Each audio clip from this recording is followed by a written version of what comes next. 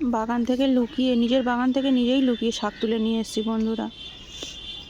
আমার বর জানে, মানে বর দাঁড়িয়েছিল, শাশুড়িকে লুকিয়ে এনেছি। শাশুড়িকে লুকিয়ে কড়াই শাক তুলে নিয়ে এসেছি বন্ধুরা। শাশুড়ি খেতে দেবে না বলেছিল, মানে কড়াই শাক খুব সুন্দর হয়েছে, অথচ আমাকে তুলতে দেবে না আর খেতে দেবে না। লুকিয়ে নিয়ে চলে এসেছি। কেটে নেবো, কেটে একটু ভেজে নেবো।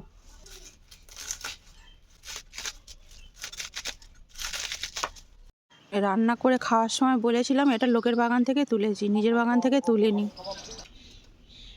শাক ভালো করে ধুয়ে নিয়ে চলে এসেছি, 2-3 বার জল পাল্টে। কড়া গরম হয়ে গেছে, 2টো শুকনো লঙ্কা দিয়ে দিলাম ফোড়নে, অল্প একটু তেল দিয়ে দিলাম, সর্ষের তেল। লঙ্কাগুলো একটু খুন্তি দিয়ে কেটে দিলাম। লঙ্কাগুলো ভালো করে ভাজা হয়ে গেলে শাকগুলো দিয়ে কিছুক্ষণ নাড়াচাড়া করার পর পরিমাণ মতো, মানে যতটুকু নুন লাগবে ততটুকু একটু নুন দিয়ে দিলাম স্বাদ মতো।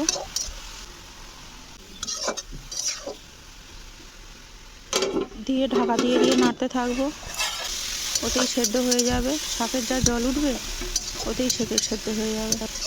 এইভাবে আলু শাক করেছিলাম, খেতে তো খুব ভালো হয়েছিল। যাই হোক, আমার শাশুড়ি তুলতে তো দেয় না, প্রতি বছরই আমাদের চাষ হয় আলু শাক বলো, আর ওই আলু চাষও হয়, আর এই কড়াই শাক মটরশুঁটিও চাষ হয়। তাই এই শাক আমার কিছুতেই তুলতেও দেয় না, খেতেও দেয় না। এবছর লুকিয়ে চুরিয়ে রান্নাটা করেছিলাম ঠিক কথা, কিন্তু শাশুড়িকে রান্না করার পর শাশুড়িকেও দিয়েছিলাম, আমরা সবাই খেয়েছিলাম।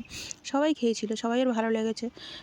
আর এবছর ফার্স্ট আলু শাকটা তুলতে দিল, কি মনে হয়েছিল, কিন্তু কড়াই শাকটা তুলেছি জানে না। যাই হোক, রান্নাটা ভালো লাগলে লাইক, কমেন্ট, শেয়ার ও সাবস্ক্রাইব করো, সবাই পাশে থেকো।